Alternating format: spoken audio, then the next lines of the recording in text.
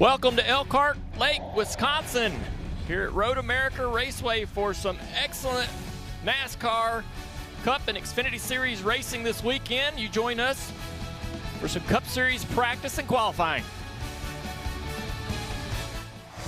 12 drivers have won in 2022. We did it! We don't have a three-time winner this year. You know how to play guitar? It just proves how difficult it is. 9 races to go until the playoffs begin. There's a lot of ways to mess up a 62-lap race here. It's my favorite road course. It's just a proper track. This track has a lot of character to it, and it's so long, you have a lot of opportunity to make mistakes. Chase Elliott wins at Road America. Great drive. We're right in the middle of Cup Series practice, and the field is split into 2 groups, Group A and Group B. Group A is already went. There's the top 10 times that we saw in that session. Group B getting ready to hit the track now for 20 minutes. These guys will get about 4, maybe 7, 8 laps total. I'm Dale Earnhardt Jr. With me is Jeff Burton in the booth. Jeff, a very abbreviated practice for these guys. They're trying to learn everything they can with this new next-gen car at this racetrack for the first time. Yeah, no doubt. And if I'm split into 2 groups, I want to be in the second one, because now I'm able to watch practice, I'm able to look at the data, have a conversation with my teammate, learn from what they did, and now I can sit in that race car. And even though I didn't get laps, I was riding along with them, and on top of that, the team has made adjustments to my car based on what those guys just did. So I think for these guys in the second group, that's a bit of an advantage. We got some great folks helping us cover all the action today across this big racetrack. 4 miles, 14 turns, down on the Peacock pit box. Our crew chief, Steve Letarte. Thanks, Junior. Yeah, it's a great day to be outside in Wisconsin. Mid-70s, blue sky. The place is crazy. Fans everywhere. I love the race fans here in Wisconsin. You mentioned it. 4 miles, 14 corners. We just saw practice. Kyle Larson spun out. Martin Truex Jr. missed a corner. This is anything but a straightforward road course. There's a lot of challenges to this road course. But I agree with Jeff. Learn. You don't have to be on the track to learn. Watch your teammates. Try to figure it out. Kyle Larson was in an Xfinity car. He was in practice already. Now we're going to see some of his teammates out. We'll see if they'll make improvements to their car. One of our colleagues has been on the track this weekend. Parker Kliggern, you've been out there running that Mazda, man. How was the track feel? It's good. It's really good. The curbs are a little lacking in grip, but a guy I found who went really fast here in this last session, Chase Briscoe, you were P1. You said, I didn't even know I was going that fast. What's the deal? Yeah, this place is so big, it's hard, I feel like, to hear the spotter a lot of the time, and I had so much static. I swore they said the 22 car was fastest, and then I look and he wasn't even in our group. So, yeah, I couldn't really hear. I felt like my lap was decent. I know I was behind Martin and Austin. I knew I was running them down, so I felt like I was probably somewhat okay. But yeah, I feel like our car is pretty good. We have a pretty good highpoint.com Ford, and this place is so easy to overdrive. I feel like it just invites you to keep trying to go harder and harder. And I did it 1 lap into 1. I thought I was going into the sands. So, yeah, I tried to kind of wrangle it in a little bit more in qualifying, just put a good lap together. I feel like if you can do that, you're going to be in an okay situation. So, yeah, see if I can screw it up like I seem to. It seems like every week these days. But, yeah, just try to put a lap together and see where we end up. You heard it, Kim. It's easy to overdrive. I think you were the driver who may have done that exact thing in the last practice.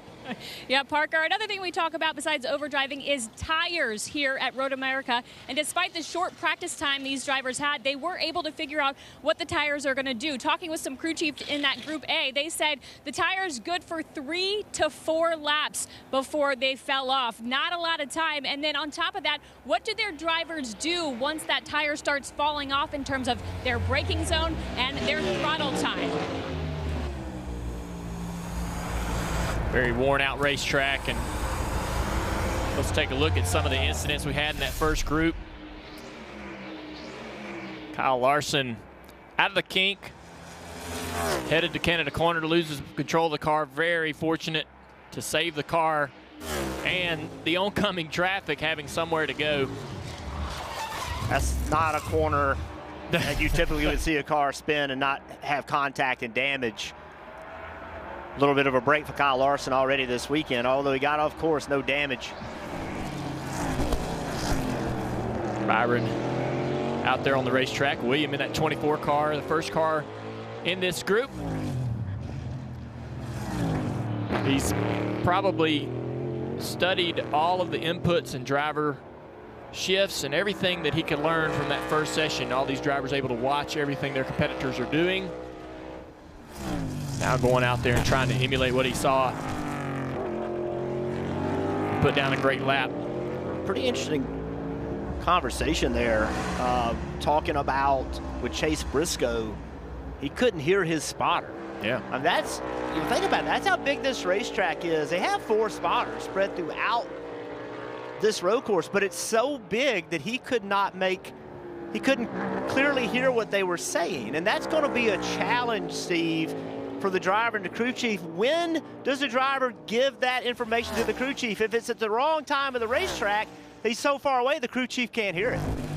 Yeah, communication's always difficult. You know, the front stretch is probably the only time you're confident that your driver and crew chief communicate clearly. The other thing is, you know, while they will use multiple spotters, there's definitely going to be some blind areas. So drivers are going to have to be very aware of their surroundings. And even if you have a spotter, when you start using a second and third spotter, they're almost there just for the wrecks. They're not going to be like the spotter you normally hear on the roof that's giving so much information to someone like Alex Bowman here on the track. So right here, climbing the hill, he's going to come right behind me here on the Peacock pit box. I can see him. I'm confident he can hear me. This would be the communication. This is when I want to hear about the car. And then once he takes his hard right-hand turn into turn 1, he's probably on his own for the next 2 minutes or so. Right to the top of the board, as we expected, Ross Chastain.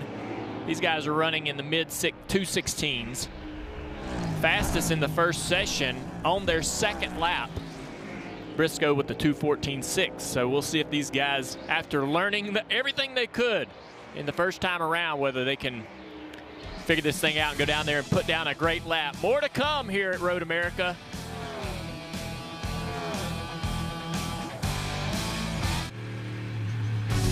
Tomorrow on USA NASCAR Cup Series racing from Road America. Race coverage begins at 3 p.m. Eastern. Don't forget, Countdown to Green. The pre-race show starts at 2 p.m.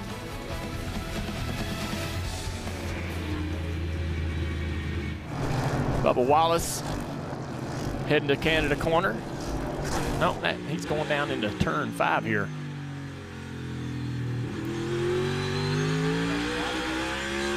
Heading up the hill into a blind turn 6. Talk about these cars, Junior, and how different they are. See a lot of hand movements from Bubba Wallace. Watch him shift. So that was an upshift. Now he approaches the corner, downshifts, tries to get those RPMs up. Here we go with another upshift. He'll run this corner all the way in that gear. Not going to change it. That carousel lasts forever. Banking almost leans the wrong way. Very low grip. Trying to build speed. Gets enough RPMs for another upshift. Now coming to this treacherous, very treacherous kink in the back straightaway. You miss that, you're going to get off course. So much speed, another upshift. Continues to build speed down this exceptionally long straightaway. And watching 3 downshifts, Steve. Completely different shifting for the drivers this year. Show us what's different. All right, Jeff, let's go into our Toyota virtual car. We mentioned, and we're going to talk about it, sequential shifting. You know, it used to be the old H pattern. That's what you have basically in your car at home, and that's what the Xfinity guys have. So we kind of get the body and the sheet metal away. We're going to look in a little bit closer and see how sequential shifting works and what parts and pieces are needed to have it accomplished accurately. So you're going to look up front engine car, just like last year's car. The difference is no transmission right here behind the bell housing. Then you see the drive shaft. It now connects the back of the engine, and in the back of the car, the transaxle. It operates like a transmission, but at the back of the car, it then drives the rear tires. So all the ratio changes are in the back. How is that accomplished? You see those yellow connections, those yellow rods that connects the shifter handle to the transaxle. Sequential, what's that mean? Handle stays in one location. Let's downshift. 5th to 4th, 4th to 3rd, 3rd to 2nd. Just like we saw Bubba Wallace do on corner exit, you just pull it back. Every time you pull it back, it goes up a gear. So unlike the H pattern where you have to find a location of the shifter, it stays in the same location. It's kind of a simple, straightforward move. There's also a selector on the digital dash, Jeff, telling you what gear you're in, because the handle doesn't move. You don't know if you're in 2nd, 3rd, or 4th. If you get confused or you need to know, maybe you've been in an accident, it'll tell you right on your digital dash what gear you're in. This is a perfect view of Bubba Wallace using that sequential shifter. Yeah, and Junior, that indication on your dash of what gear you're in is so important. I spent several hours in a next-gen car the other day, and it's very easy to not understand what gear you're in. For a guy that is accustomed to an H pattern, you feel, as soon as you put your hand on an H pattern shifter, you know what gear it's in. This could be in any gear, so that indication is really important. Bubba Wallace so far this practice, 5th fastest. That's a big improvement for Bubba Wallace. He's never finished better than 13th on a road course in 17 career starts. So Bubba Wallace off to a good start to his weekend. Yeah, he had just a miserable experience in Sonoma, hoping to come here with a better result and he's got better pace. I think just trying to come in here with a good attitude and a reset, if you will, to get around this racetrack. And I think he'll be happy once he gets out of practice just to see his name sort of up the board a little bit. And you see some names on that board that we're not exactly familiar with. Joey Hand right there in 2nd place with great speed. Ware in the 51 in 4th place. I'll tell you something, Joey Hand at Sonoma was fast. He was really fast. One of the names you don't see high up on that list, Kyle Busch, back in 12th place. It has been a struggle with road course racing this year. He is able, and also teammate Denny Hamlin back in 15th, Kevin Harvick back in 17th, Kurt Busch in 18th. It shows you how difficult road course racing is, as everybody's trying to up their game because there's so many of them. Well, we know Joe Gibbs struggled at Sonoma, and they left there with a purpose to fix it. Right? There's a lot of comments in the media about how they really understood, how frustrating that was, and how they understood they really had to make some changes, some improvements to make pace. And Bubba's car, we know that's they have a connection to Joe Gibbs Racing with that team, but the rest of the Gibbs cars are struggling in this group. Yeah, right here you see Joey Hand. You guys mentioned this is a Le Mans winner in the Ford GT, so definitely experienced on the road courses. And just to add on that Joe Gibbs Racing conversation, walked the garage a little bit yesterday, talked to the crew chiefs, and they're not going to say they exactly know what happened at Sonoma, but one thing I found interesting is they are coming here purposely different. All 4 cars don't have the exact style or concept under the hood for a setup. I think, Jeff, to your point, hoping maybe one hits on it, they could shift that direction. They're just trying to consume more information. Well, Steve, one of the hardest things to do in motorsports is know when to do something different, but when it isn't working, it's pretty easy to try something else. Stay with us here on USA.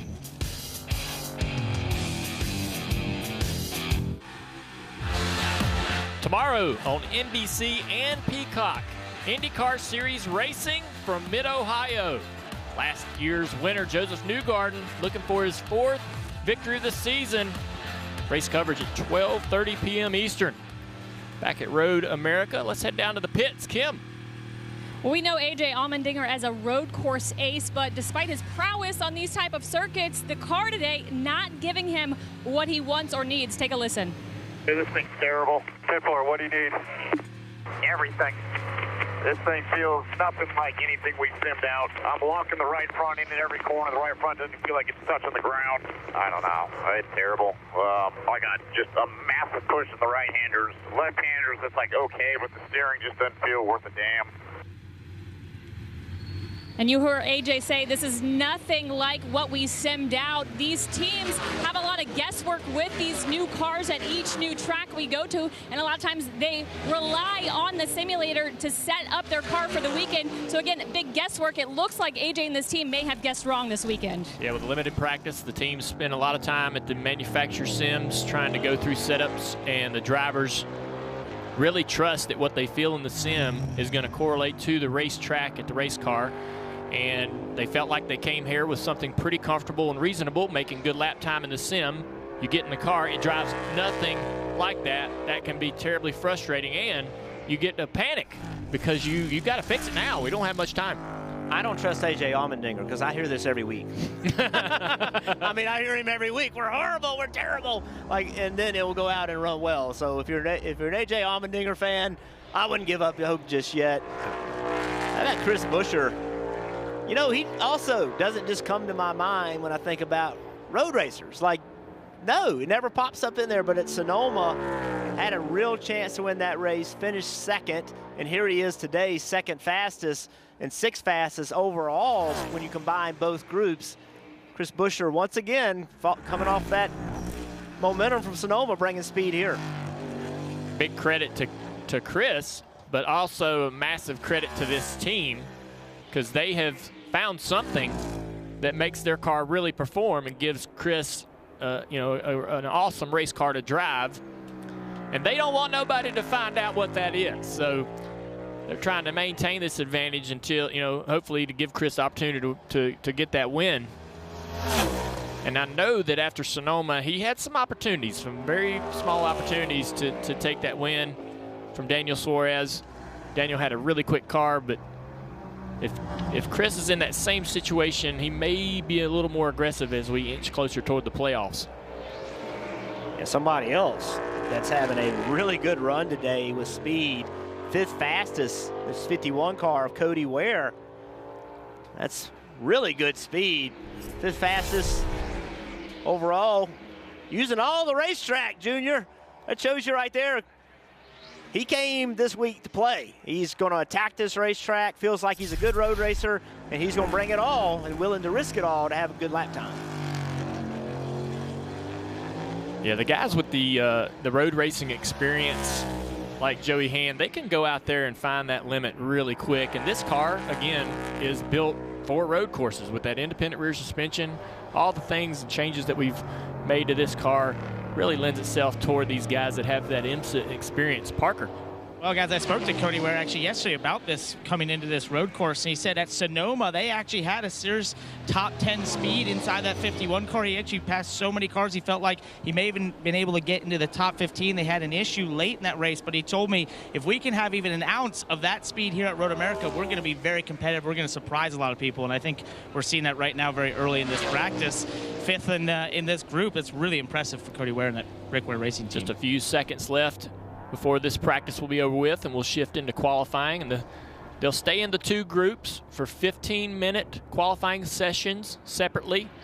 The top 5 from each group will go into a final round for the pole that will last 10 minutes.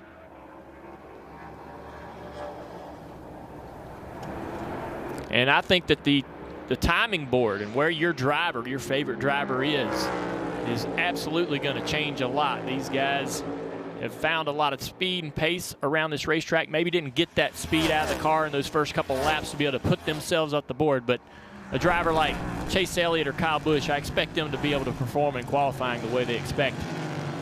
These 2 guys racing around this racetrack trying to get every little bit they can, learn as much as possible before this is over. We mentioned the speed that we didn't think Kyle Busch had. He's down there 11th fastest, but he ran his fastest lap on his 5th lap.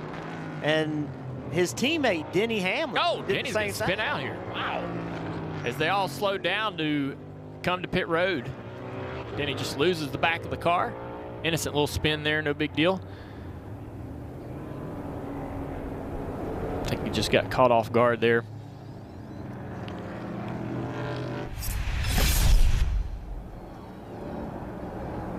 Just, yeah, he's starting to lose the back of the car right there. I think the car, like the 10 of Almirola, slowed down, maybe overslowed the car. Denny didn't expect him to slow as much as he did, and when Denny come off the gas, brought the back around.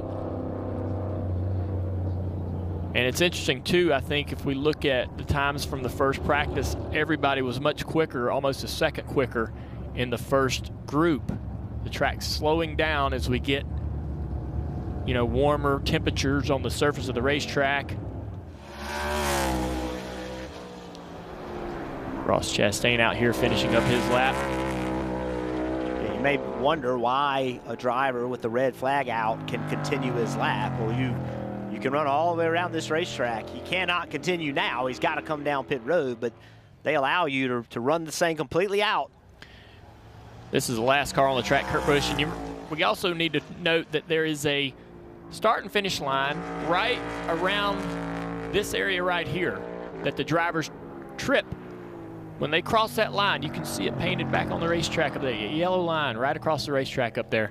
So that's where the timing starts for practice and for qualifying today. So this allows the cars, when they complete their lap, to get right to pit road so they don't have to circle the entire track post-lap.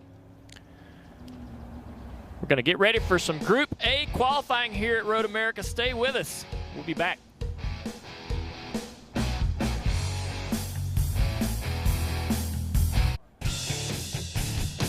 We take a look at Cup Series practice times, the two groups, A and B combined. Top 10 times. The A session a little bit quicker than the B session. We got a moment before qualifying starts here, so we hear about Elkhart Lake. Let's go to Rut City View. Check it out. Hey, thanks, Dale. Yeah, I'm down here in beautiful downtown Elkhart Lake, Wisconsin. Now, this is really what led to Road America being built and established in 1955, because they ran street course races that went right here past the Siebkens Resort. This was a family-run spot that started in 1916, was the family that ended up buying it and turning it into what we see today. But 1950, 51, and 52, they had a street race through the town. We're here at the hard left turn. But imagine, you know, if you look at Road America this weekend, you think about us being there, all the other classes from MX5 that Parker's run, all the other ones, right? Well, here in 1952, they had 238 entries and 130,000 people packed the town to see a 6.5-mile course that ran through town. They didn't charge admission. They just charged money for parking and for a program for the race. Unbelievable to think that this town coming together, their love of racing, and the owners and the daughter Oliver, she went by Ollie, that really helped push this racing in this community and really led to Road America being established. But so cool to see this vibe so close by. I just heard a boat parade a few minutes ago. Steve and the boys were down here taking pictures last night. Amazing slice of America right here, guys. I really enjoy what Rut's doing this year with his City View, being able to take us to some of the towns that are linked to these racetracks and seeing some of that history. I love racers. They kicked them off the street, wouldn't let them race on the street anymore, so they said, we'll just build one. Yep. We'll build our own street. So they're going to find a way to go fast one way or another. And this is Group A pulling onto the racetrack for their qualifying session. It's 15 minutes. Each group gets 15 minutes. There's 5. The top 5 from each group will go into a final round. And we mentioned it, the tires are a premium here. These guys have some laps. They understand the limits. They're going to go out there and try to find even more speed. Steve, what you learned down there on the pit box? Well, you mentioned it. It's all about speed. But I want to talk about this timing and this group qualifying, because most tracks we see one car out at a time, not only as a limit, but for the fan to understand, the rule is you have to take the green flag while the time is still on the clock. Once time expires, you can finish laps, but you can't start laps. I only bring that up because we see a lot of cars on the racetrack. A year ago, Chase Elliott didn't get a lap because he was out here twice, Junior, and the caution came out, kind of ruining his lap. You mentioned how much tires are worth. Well, that hurt his chances because now he had some used tires. And then literally he left pit road. You see the clock's already down to 13 minutes. Well, it takes almost 3.5 minutes to leave pit road and come around at a reasonable speed. So, that's how the time works. You have to start your lap before time expires. That's why I think you see so many cars out on track right away trying to get a clean lap in case we do see a yellow. And Steve, I wonder if these guys, they understand that. So we're watching Austin Cindric. He's getting ready to start his first lap right here as he crosses that start-finish line for qualifying. These guys know that they only have the grip in the tire for the first couple of laps, but will they continue to run even after they've put down their best lap just to be able to get some more understanding and time on the track? And I think from a car standpoint, tire standpoint, clearly you want to get this first lap. You want to make it happen. And if you can't, you'd want to bring the car in, cool the tires down, and then go make another lap. But from the driver's standpoint, is he better off building off of that first lap? If he doesn't hit his first lap, is he better just going ahead and continue? You can see Austin Cindric using all of the racetrack and some of the dirt to make a good lap time. Some of it, Junior, every driver's different. Every driver has a different feel of the car. They retain and learn things differently. We heard Ross Chastain say, hey, I'm going to run a little bit, and I'm going to quit. I'm just going to come and sit and think for a little while.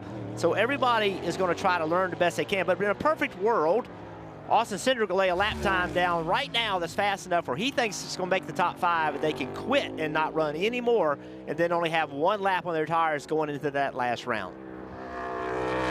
And Jeff, to add one more thing, you can no longer add tape to the front grille of these race cars. That's not allowed. But one area you are allowed to tape up is the brake cooling.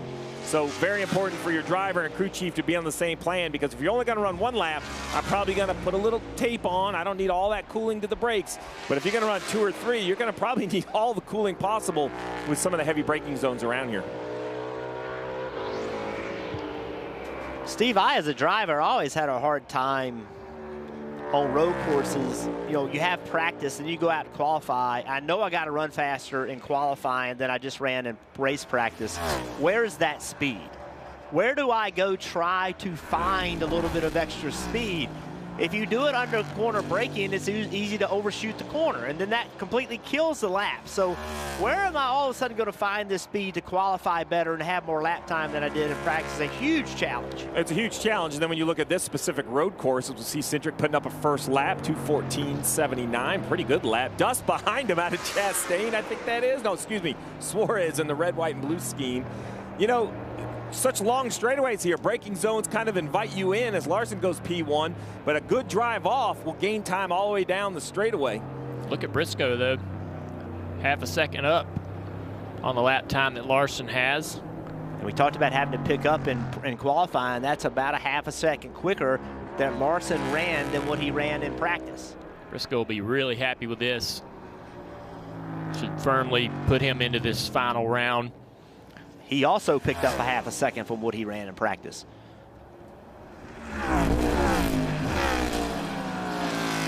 Tyler Reddick coming down in the corner. About a half a second off of Briscoe's lap, which would still be pretty good for this group. So we talked about Joe Gibbs and their struggle on road course. There's Martin Truex Jr. almost a second off the pace from Chase Briscoe. Right there, got bumped down outside of the top 5. Suarez, winner a few weeks ago at Sonoma, he's out of the top 5. Reddick is the one that moved Truex out with that lap, moved up to second. A little dirt back here. Somebody's been off course. Out of the kink. As Blaney, a second off of Briscoe's time, heads into Canada corner braking zone. And this is what we talked about a little bit ago with Blaney. Like, when you're off pace, you know, what do you do right here? When you're already a second off pace, the team can see that. Do they make a decision, Steve, right here? They're coming, they got the checkered right there. They're in 9th place. What are they going to do? They have opted to keep running. Other teams said, we're going to run 1 lap. We're going to come in. We're going to make a change to the car. We're going to let the driver understand what he did well and what he didn't. They decided to just keep running right here, Steve. And I like the idea to keep running just because of that clock. 8 minutes, 23 seconds. The clock's counting down. If you come to pit road, you're only going to have probably 4 minutes to cool everything off and go right back out. So I do like this plan from Blaney. We will see if it pays off. Kim. Well, Steve, you like that plan, and Blaney's team likes that plan, but that's not the case for every driver. I just spoke with Michael McDowell. Now, he is in Group B, so he's watching this qualifying right now, hasn't gotten in the car, but he said he thinks you only really have 1 shot at a good lap once you're out there unless you make a terrible mistake, so staying out for them isn't the option. He said he'd rather come back down, cool the tires off, and then go out for a second attempt at a fast qualifying lap. Watching Blaney continue his lap. Only a 10th off of 5th place. We're going to compare to Cole Custer here in 5th, as the top 5 are the only ones to advance out of this round into the final qualifying round that's 10 minutes long later. And I appreciate you doing that, Junior, because comparing to Briscoe gave every crew chief and me some anxiety because his lap is so good. I don't know if anybody was going to trend in the green against Briscoe. So the Blaney right now is in this long right-hander. This thing lasts forever. He's trying to find grip. It leads to this back straightaway where the kink is, where we saw Kyle Larson have problems earlier today. You see, kind of broke even with Custer right there. Lost a little bit on corner exit. Got to find 3/10 in these last 4 corners. It's going to be very difficult to do. Let's see if he can make it happen. Blaney's first lap was 4/10 off of Custer's time. Looks like this second lap will be right on top of that, if not more. Not from a lack of effort. You can see the car sliding around, using all of the asphalt.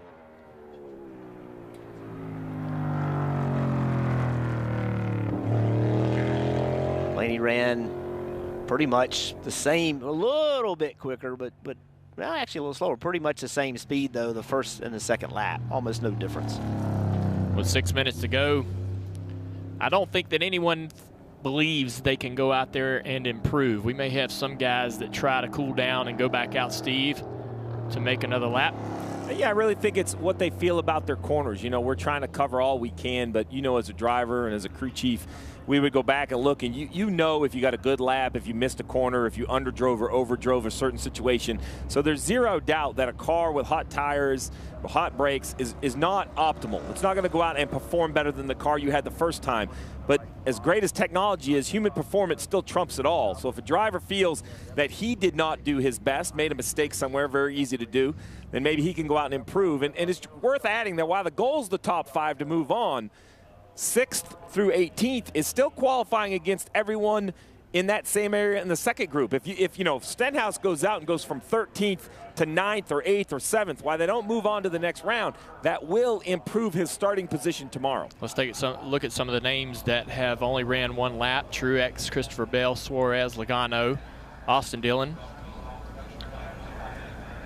Parker, what you got down there? Well, guys, catching up with Chris Buescher here, who was really fast in his group watching qualifying. You're just on the phone. Who are you on the phone with right now? Are you getting some tips? Yeah, we got Billy Johnson is out here, and he's helped me road race for a long time now. So used to crew when he was driving the 16 car at Roush when I was working in the shop, and now he's out helping in some of his downtime. So sitting here chatting, trying to figure out how to get a little bit better here. I love that. So we've seen you were really fast in your group, but we're seeing the track heat up. Some of these drivers really struggling on the lap, just getting all over the place. What are you seeing in this first round that you're noting for when you go out? I haven't watched much of the first round yet. We've been on the phone and looking at data here, trying to get it figured out. I think that it is getting hot. Fall off here is very severe. We talk about Sonoma a lot being the big fall off track, but this is no exception. So trying to figure out how to make sure we can keep some long run speed in it. Feel like that was a little bit what we needed at Sonoma. So trying to tune that in with our fast on forward now. And what I find fascinating, guys, is you have all the SMT data the teams are looking at. They're getting photos, they're looking at video, and you have a driver talking to a driver coach all the way to somewhere else in the world trying to get more information. It's just amazing how much information these drivers and everyone are trying to take in down here. Yeah, these drivers, Parker, are working so hard on becoming better road racers. There's so many of them. We talked about it. There's a third of the races left in the regular season are road course races. You have to be good at it and use every bit of data you can. One person that I'm surprised so far at their performance, Justin Haley, down in 17th in his first group, did not have very good speed in practice either. Remember, he's A.J. Allmendinger's teammate, and we heard A.J. talking about how uncomfortable and unhappy he was with his car. So I know Justin Haley and this team, as he's rolling around, coming to get to the start-finish line to try to improve his lap. We got a lot of cars pulling back out on the racetrack, and you see up there at the top of the screen, 3 minutes left. They need to get on that racetrack now if they're going to be able to get around to take the green flag to be allowed to run a lap. Truex, Suarez, Dillon, Gilliland, Stenhouse, Balicki, Ty Dillon, and Haley all on the racetrack right now to try to at least get one more lap.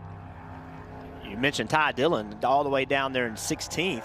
He was 5th fastest in practice. He ran a 2:15.50, and when he went to qualify, he essentially slowed down a second from what he ran in practice. So, Kim, he's looking to go out and make an improvement on that. Yes, he is, and James Small knew immediately they were going to have to do a second run here in qualifying, but you guys were talking about the data. Parker mentioned all the data that these drivers had. Well, after Truex parked it, after his first qualifying run, they showed him that data. He looked at that data, and he figured out exactly what he needs to do to make this hopefully a top 5 run. Take a listen. But just watch that video. I haven't compared to the 14 yet, but obviously he's crazy quick. Yeah, that's where I was going to say I knew where I got beat. For sure in turn 5 I was slow. Like, I went deeper than I have all day, and I was letting off the brake to try to roll on the speed to make it there, you know. So all that was good.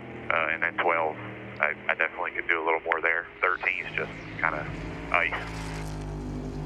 So Truex, you heard there, using every ounce of data, looking at that first lap to figure out what he needs to do if he wants to make the next round of qualifying. So Junior, you heard James Small say take a look at that video. So what they're able to do is they're able to actually overlay one driver's lap versus your lap, and you can actually see on a video exactly where they beat you and where that speed is versus looking at just numbers. Hey, he was 2 miles an hour faster. It's a visual, and for me as a driver, that was more useful than somebody telling me, hey, you gave up 3 miles an hour. What does that mean? Like, what is that? Being able to watch a video is much, for me as a driver, was much more helpful than just someone shooting numbers at me.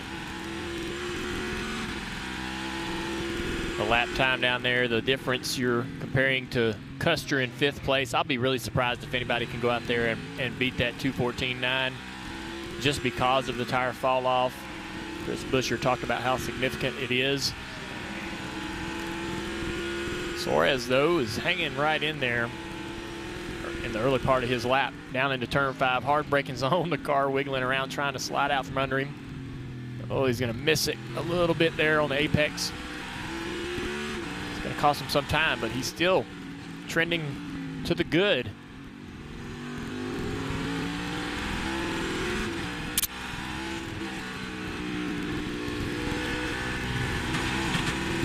Wow. Car bottoming out on the curb there.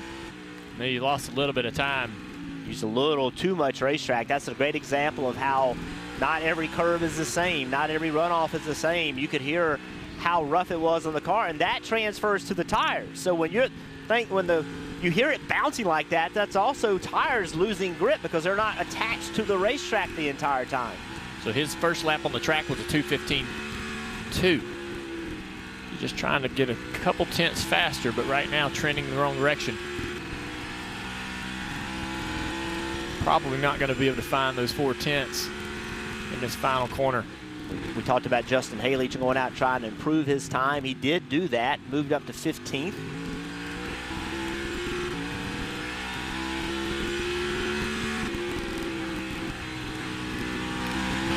The other thing, Junior, is we're watching riding along with Suarez as he gets further around the racetrack.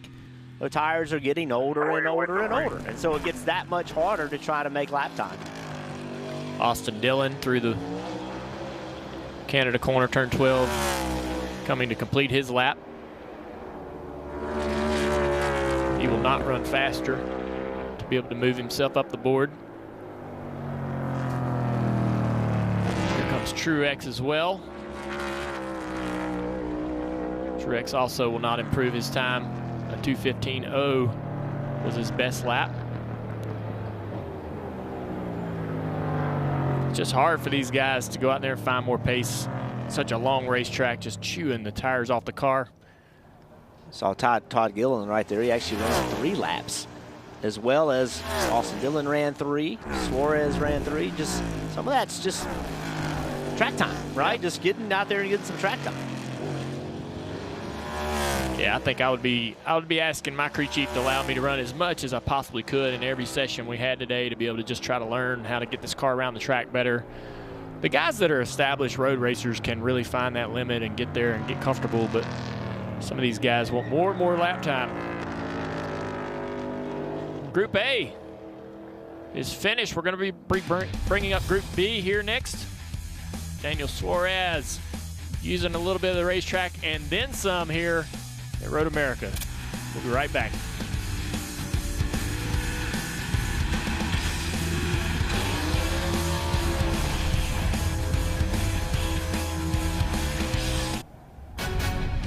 Back here on USA for NASCAR Cup action. And you're going to be able to see a lot of action in the Cup Series over the next several months. 7 of 8 Cup races here on USA. In the Xfinity Series, 12 of the next 13 right here on USA. You can catch everything on the NBC Sports app, but also here at USA Network. Let's take a look at the Group A qualifying results. 18 cars. These are the top 10. Chase Briscoe's still fast. We saw that speed and pace in practice, able to back it up.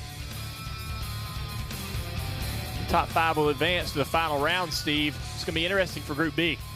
It is going to be interesting. You know, in practice, Group A overall had more pace. I'm not sure if it's that group of cars or if track conditions were a little bit better earlier today when they went out first in practice. So it's going to be interesting to see not only who advances from Group B, but what their times compare to Group A, because then eventually the top 5 of each have to re-rack it, do it again, outrun one another for those top 10 starting positions. Kim. We saw Martin Truex Jr. in his round make a second attempt, not quite fast enough to make the final round of qualifying. What did you need out there? Just a few more laps of track time, really. I mean, it's I've only been here one other time, which was last year, and then obviously a new car. So just trying to find all my marks. You know, I left some out there that first run for sure, and went out and tried to get it on older tires and didn't have the grip to do it. So just missed it just a little bit. But the guys did a great job with their Bass Pro Shops Toyota. You know, we were absolutely horrendous in Sonoma, and I feel like we've gained on it. I don't think we're where we need to be yet, but it feels a lot better and it seems more competitive. So see where it shakes out and go get them tomorrow. You heard it, guys. Martin Truex Jr., it sounds like he left some stuff out there in that qualifying round.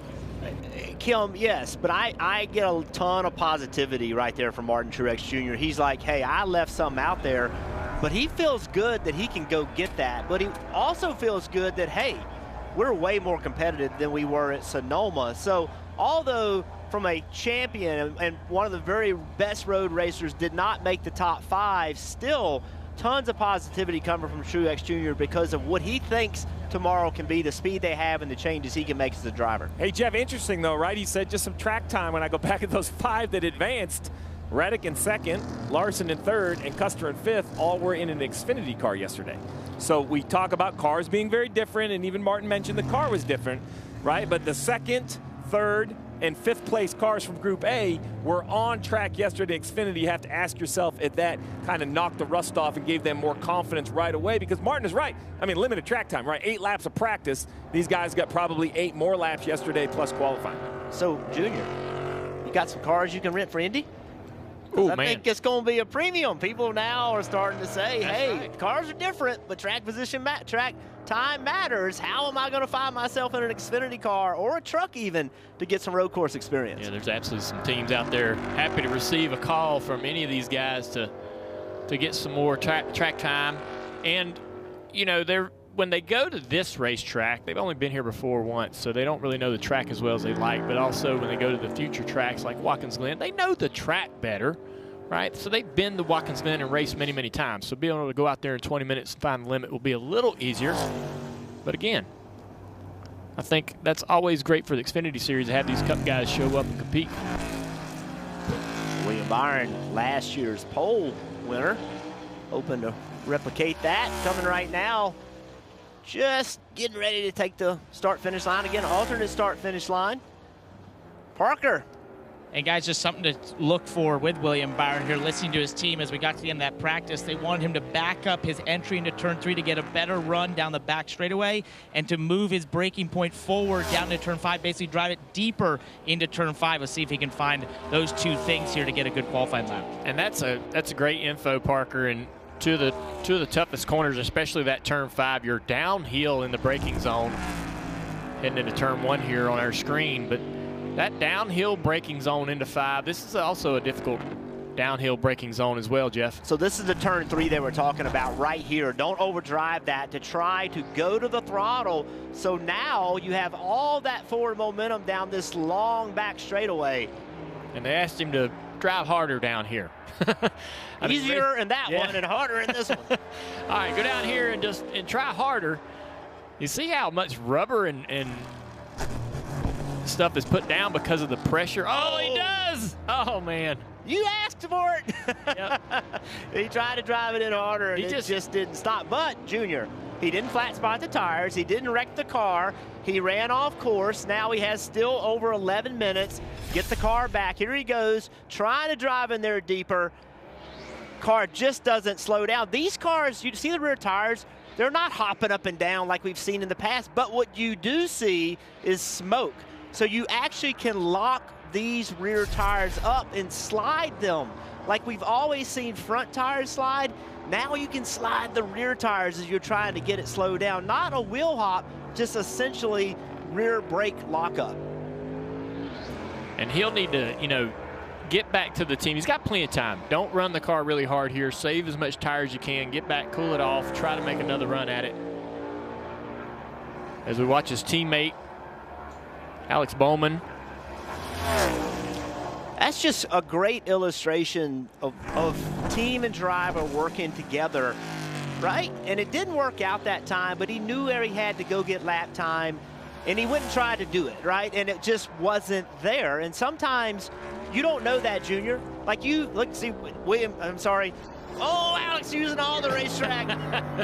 But that was coming to the checkered flag. Like he crossed the line carrying that much speed. And Alex ran over a second faster than he did in his practice lap.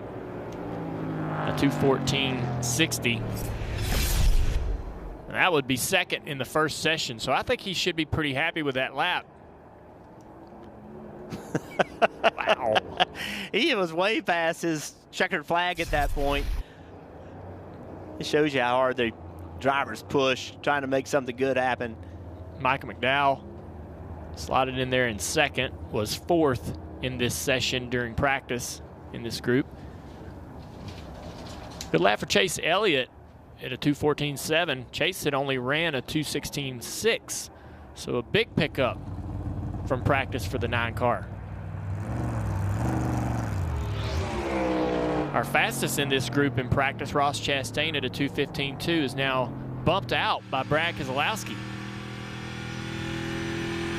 So Ross will more than likely want to try to make another attempt. Everybody in this session only has ran 1 lap so far. There may be some cars on the track still trying to complete a second lap, but we saw in the first group some guys run 1 lap, get to pit road, cool things down, go out there and try again. None of them were able to improve like they wanted to. Then Joey Hand right there jumps into the top 5 as well, bumping Keselowski out. Joey Hand has raced all over the world in all different types of race cars. And what's his favorite racetrack? This one right here. He loves this facility. That guy, I'm telling you, he was the show at Sonoma. He was so much fun to watch. There he is in 5th. Good job by Joey. And you look at the board down, the names that we see in 8th, Kyle Busch, Hamlin, Allmendinger, all capable drivers, some of the best in the business, struggling to find pace in their cars. Cody Ware had some great speed in practice, not able to back it up down there in 16th. Bubba Wallace also had some good speed for this group in practice, sitting in 12th. Harrison Burton on the racetrack in the famous Wood Brothers, number 21. Yeah, so Bubba Wallace had run a 2:16 and was 7th fastest. And right there, he ran a 2:15 and is 12th fastest. So he picked up, but not picked up as much as some other people. Same with Harrison Burton as we're watching him. He ran a 2:16.93 and he ran a 2:15.48. So he picked up about a 1.5 seconds from practice to qualifying. And there's 2 components on these cars you're going to see this weekend. Obviously on the windshield, that wiper. Every car has that on there, and it's a large windshield wiper. But NASCAR gives them an envelope to work in as far as the size, and they're going to use that if it's an advantage. So all the cars have the similar size wiper, and on the back of these cars, you'll see that mud flap, that rain flap behind the rear tires.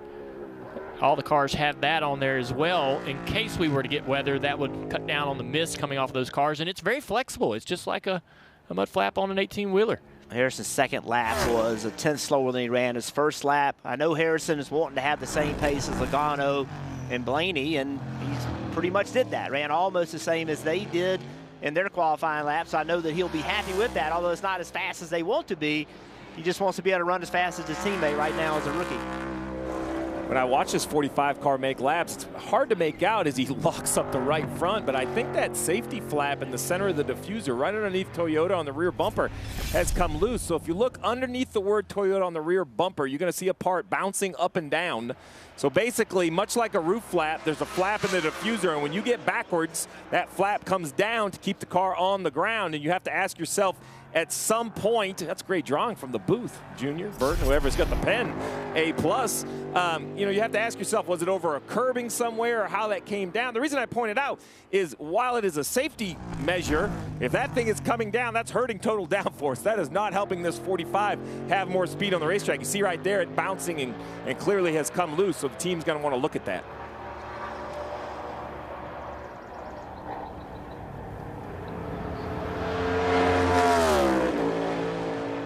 Those things, as they bottom out, Steve, on the racetrack, can knock that stuff loose. And we know that you want to run cars on the back of the car, especially as low as you possibly can. And with the different speeds around this racetrack, on a slow corner, you want that thing on the ground. But that means on a fast corner, it's even closer to the ground because of the loads with the downforce. And maybe they just over-traveled it just a little bit and hit that thing on the racetrack, and now it's hanging.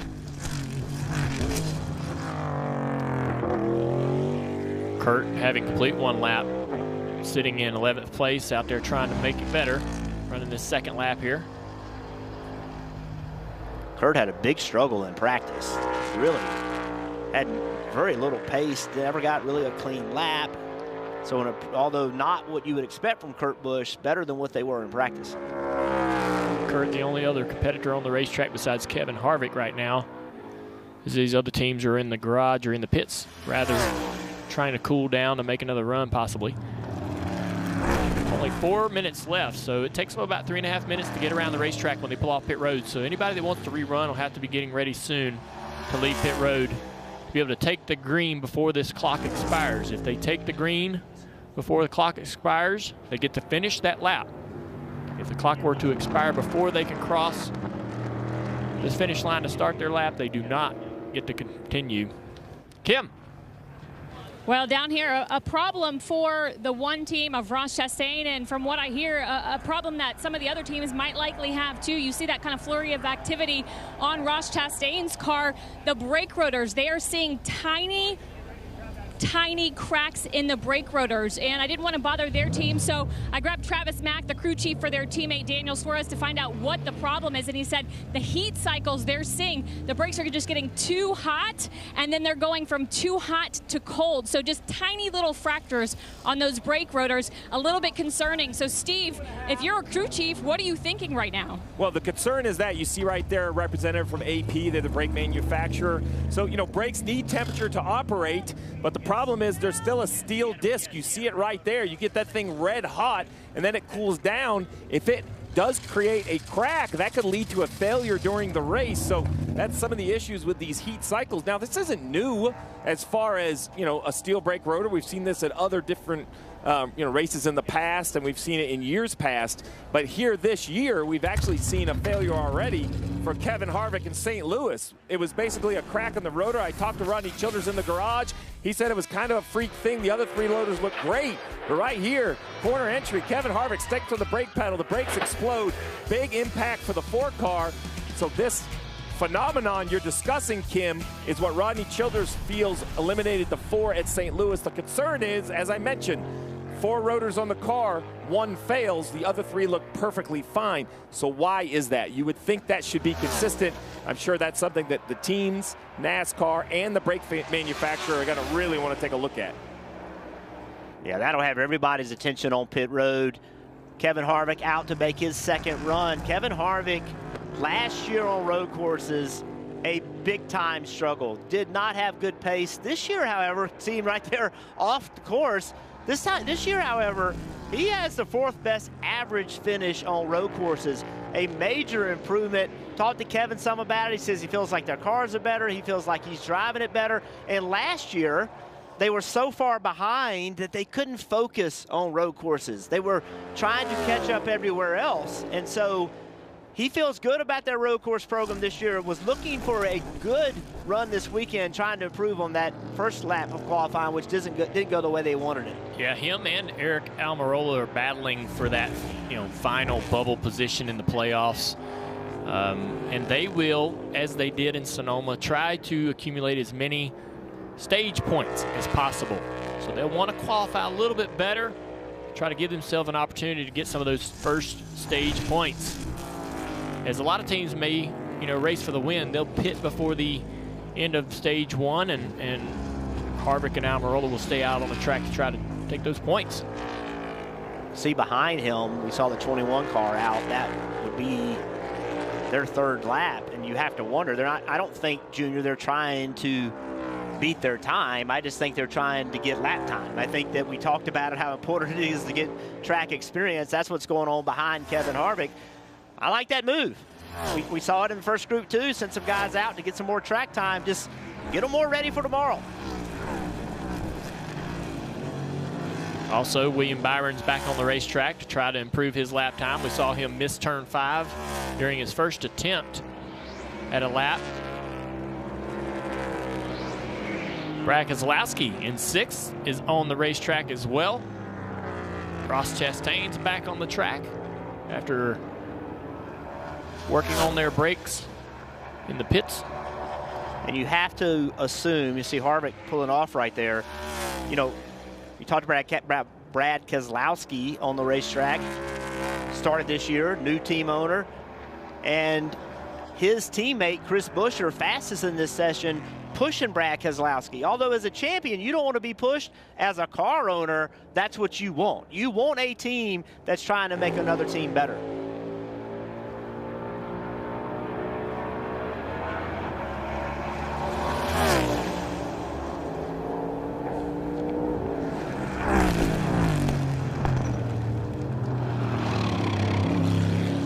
Watching the 27 of Hesman's here. He's a champion in the NASCAR Euro Series out here this weekend. 2-time champion in that series, trying to compete.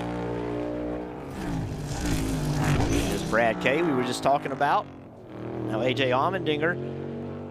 You wonder what part of this run is, did they make some changes to the car that's going to try to make him happier? We heard his displeasure with the way his car drove. Had they made it better going into the race tomorrow? William Byron completed his lap and was only able to move up to 17th. So very disappointing effort from those guys running a 15.85. William was only 12th in practice in Group B. This is the kink right here that A.J. Allmendinger is going through, now down this long back straightaway.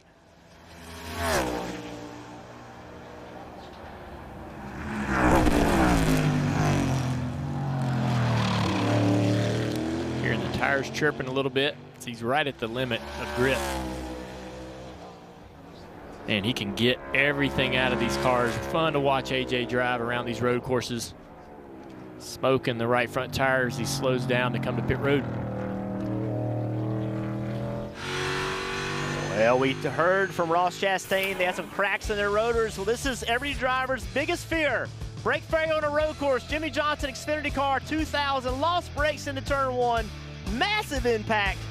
That will keep a race car driver awake at night. Losing brakes on a road course can be a big event. Fortunately, Jimmy Johnson able to get out and celebrate. Said he was just happy to be alive. Wanted to be happy about it, celebrate it. Back at Road America for NASCAR Cup Series qualifying, you're looking at the 10 drivers from Group A and Group B that have advanced into the final round. Be awesome. Some of these guys have ran 1 lap. Some of these guys have ran 2 laps, Jeff. Tires are going to be a premium. Let's go down to Parker.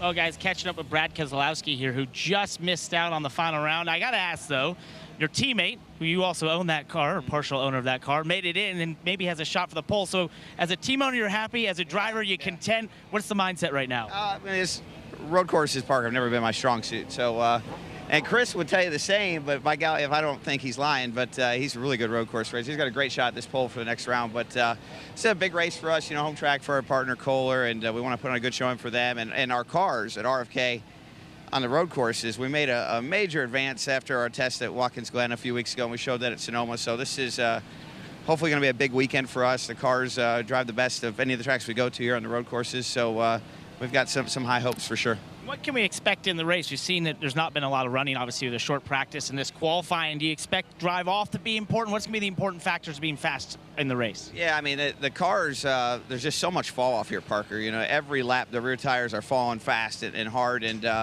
you know, in the race last year, the cars fell off more than any other track on the circuit, more than Darlington, percentage-wise. And so, you know, even though the lap count to this race feels so short, it's a 4-mile track. And in 2 or 3 laps, the tires are worn out. So it can be really painful. And, you know, when they lose the rear grip and you're all over in the brake zone. So it's a tough track. It's a lot to manage, Kim. A lot to manage and a lot for the one team of Ross Chastain to manage during that qualifying. You guys identified a problem, some cracks in the brake rotor. A brake failure is not what you want at a road course. You guys caught it. As a driver, though, were you getting any feedback from the car to know there was an issue? No, Kim, our Advent Health Chevy's fine. The problem on our laps is the drivers overdriving a few of the corners and giving up lap time. But I saw everybody running around and they were looking. And for our second run, they were like, all right, you're good. And I was like, okay, I don't want to ask. I don't want to know what's happening. And when I came back in, they're like, yeah, we're going to, or I guess it was after the first run, we were going to change it before the second run. And they told me, yeah, we're going to change the rotor. And I was like, oh, boy. And they changed it in a few minutes, which is incredible.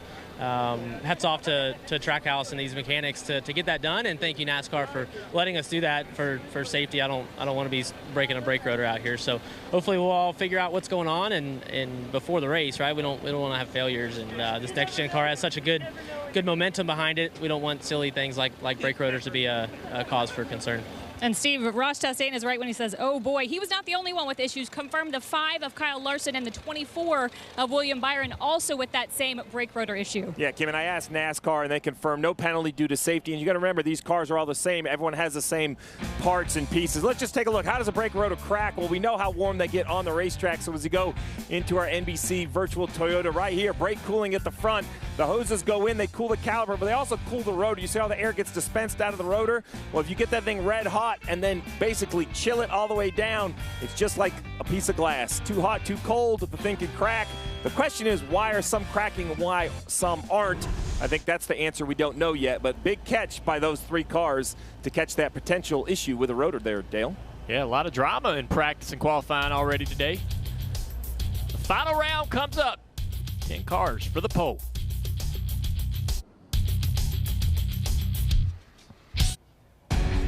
Coming up later today on USA, you can catch it right here at 2 p.m. The countdown to green for the Xfinity Series at Road America at 2:30. Obviously, the post-race show again right here on USA. And there's going to be some awesome racing, some Cup drivers in this race, highlighted by Kyle Larson on the pole, Jeff. Plus, there's a lot of drama in that Xfinity Series between those regulars. Cup champion is in this race, Kyle Larson. You mentioned A.J. Allmendinger going for multiple wins in a row, starting in the back. You know he's going to be fun. And a lot of young drivers in that Xfinity Series are mad at each other and don't like each other. And we're going to see all that happen this afternoon. I love Xfinity racing. I love the fact those guys just get at it in a mixture between young and experienced. Always fun racing. So we keep talking about Joey Hand and how he was so good at Sonoma. So just so everybody understands, Joey Hand is an incredible race car driver. He won the Star Mazda Series Championship in only his second year in '99. 2 Daytona 24-hour class wins. One of those for Chip Ganassi. He's won the 12-hour Sebring, the 24-hour Le Mans. He's raced for 4 GTs with Chip Ganassi. Like, this guy, at 43 years old, has done a ton in his career. We may not know him very well because we focus on NASCAR, but with the right pit stops and with the right strategy, Joey Hand has enough talent behind that wheel to make some noise tomorrow. He made this top 10 right here. We should celebrate a guy like Joey Hand coming into this series because he is going to make every Cup driver better because of the talent he has. He is going to be fun to watch tomorrow. And as we look into the laps that all of these 10 drivers that will try to go for the pole award ran in the first round, all of them only ran 1 lap. So there's a pretty level playing field in terms of tire wear and fall off. So should be a good run here. Larson on the track. Junior, it's a great point for tire wear. Another thing the fans can understand, there's a small list of things these teams can do between round 1 and round 2. They, they cool the car down, but they can also adjust air pressure, and they can adjust the rear, basically the load on the springs. They can make some crossweight changes. So you aren't completely stuck with what you had. If you think you can make it a little bit better, there are some allowable changes on pit road. So that's one more thing. We'll have to see if somebody made good enough changes for their driver. All 10 cars on track except for Elliott, Hand, and Bowman, who's still sitting in the garage waiting for a little bit of time. If you look at the clock at the very top, 7.5 minutes left. It takes them about 3.5 minutes to get around the racetrack to be able to take the green flag. So still a little bit of time for those sitting in the pits to make their run.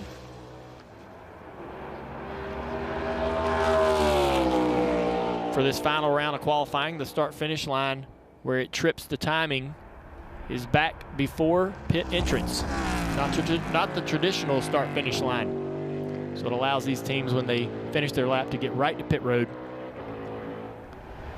Kim, what you got?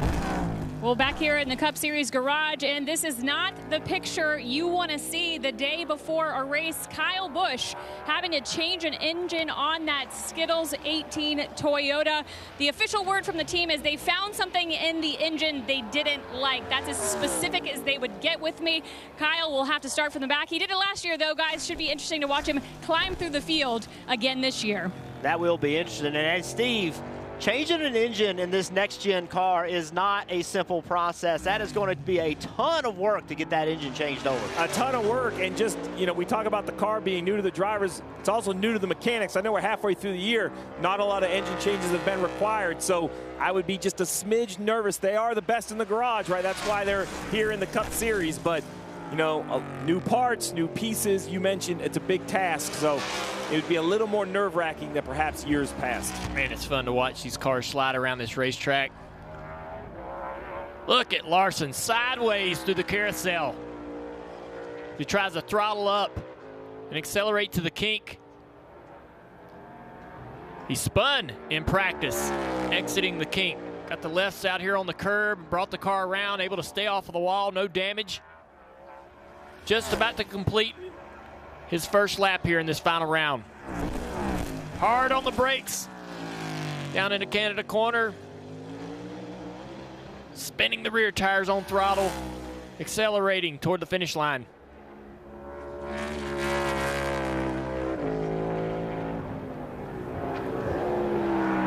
His first lap there, 2:14.6.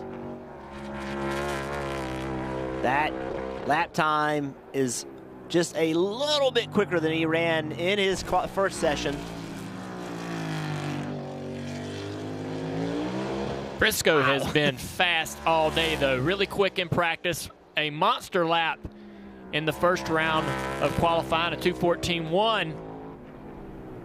He puts down a 2:14.4. That'll be tough to beat. Did you see him spinning those rear tires? I mean, just getting everything that car has in it.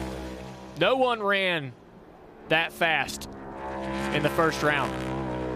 See Cole Custer not with the pace that he was hoping to have, about a second off of his teammate, but a huge confidence builder for Cole Custer.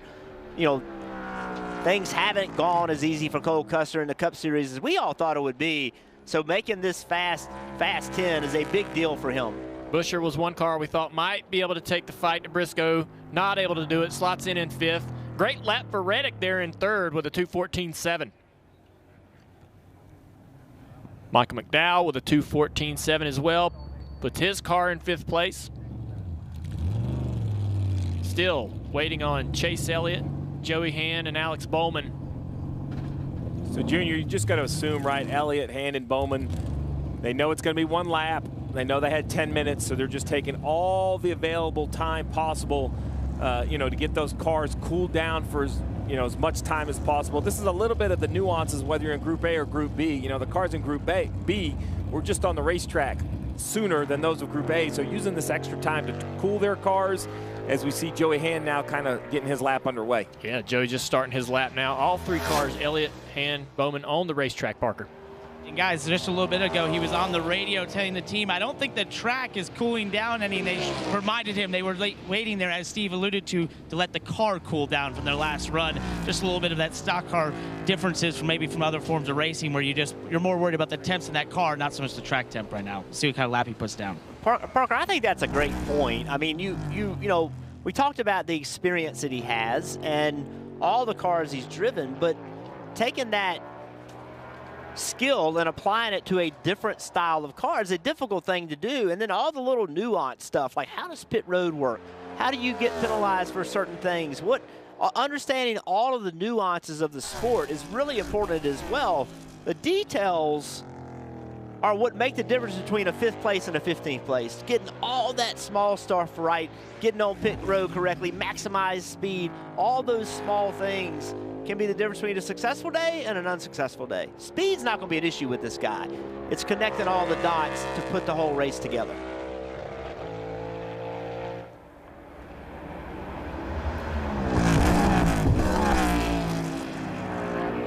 Jeff, I'd add that. Sorry, Junior. I was going to say, I'll add to the Joey Hand story is also respect. I mean, you guys know when you get a new name kind of in the field and these other guys don't know him as well, they seem to sometimes get pushed around, perhaps a little more than maybe a Cup regular would.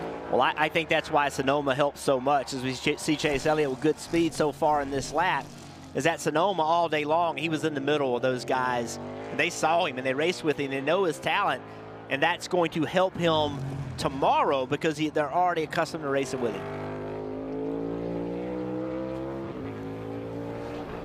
Another thing, when you look at that leaderboard, one thing you don't see is a Trackhouse car. We know they've dominated the road courses this year, winning both at Coda and Sonoma, but in qualifying, it seems like some of the teams have found some pace and improvement. No Toyotas in this last group either. You see Chase Elliott just a little over 0.3 of a second off of Chase Briscoe. Had a really good corner right there. Took a little bit of that speed out. Now this kink, you got to push hard right here, using all the track. The car's in constant drift. Look how it helped him, though. Look at the speed. He's coming down this back straightaway. Now he's got to maximize braking here. You saw he's making some ground up. Can he do it on corner exit, though? Did he get in too deep? Yep. He got great entrance speed. Now it's coming back. What a talent. Oh, it's going to be close. Can he get it done right here? Just a 10th off. Oh, man. Boom, there it is. He did it. Unbelievable. How did two drivers go around a racetrack? Not bad. That's impressive. 4 miles long. Look at the separation in speed. That's crazy. Great job by Chase Elliott. That's so much fun watching him maximize the kink. And by the way, if you get that wrong, you wreck, you know, when you're going that hard, and then maximize braking into the next corner. That was just fun. That's going to do it. Chase Elliott's going to get the pole, going to start up front with Chase Briscoe tomorrow. Qualifying is over. Hendrick Motorsports in the top 3 there. Yep, Buscher just started his lap. Oh, wow. And you saw the black flag out, but that's at the original start finish line. Well, he waited to the very, very last second. Didn't think that he was going to be able to get to the start finish line and get his lap. We talked about that when Chase made that mistake last year of not being able to get to the start finish line before the time expired and was unable to complete a lap. Buscher just tripping the line. Looks like he has given up on this lap, though. He shut it down. He's going to try to make another run at it. Just didn't feel like the car had the grip. His team told him to clean up that first lap. Call it off. Having to run that hard. Partners with Chase Briscoe. Just sliding around a lot. Right, guys, and I want to kind of catch up with him because I saw the disappointment on your face as Chase Elliott crossed the line there. Did you see it coming together there, or did you think you had it up until the last corner? Yeah, I mean, I did a terrible job. I was more sideways than I was going straight, so I didn't. I mean, I feel like I gave up 0.6 pretty easily just in different corners. So, yeah, my team definitely deserves the pole. The driver doesn't deserve the pole. I just didn't do a very good job. So, I got to clean that up. You know, should be really good for tomorrow, I think. So we got a really fast high-point.com forward. I gotta put it all together. I was overdriving so bad. I should have just slowed down. I feel like I would have went probably a flat fairly easily. So yeah, just got to learn from that. But yeah, have a really good car, and that'll be big for tomorrow. So see if we can put it all together, and the driver can quit messing up. And so I think we should have a really good shot tomorrow. He seems to be very confident, Kim. Yeah, and for Chase Elliott, this is the opposite of what you dealt with last year. Last year, you didn't get to put a lap down. This year, you take the pole. How fun was that lap? Yeah, it was a little more fun than I thought it was going to be, for sure. Hopefully the results are the same tomorrow as they were last year. That's what's important. But just appreciate everybody at HMS, you know, from the engine shop to every department that has a hand in what we do to make our Napa Chevy what it was today. So we'll try to go to work and, you know, see if we can get it driving like it needs to for tomorrow. I think it's going to be really, really hard to pass based on what I saw there in practice. So just want to be nice to keep track position, you know, as long as we can. Always a tough thing at road courses to, you know, manage that balance of what to do at what time. So we'll see, but looking forward to it for sure. Chase Elliott inching closer to making it back-to-back wins at Road America, guys. Take a look at the top 10 here.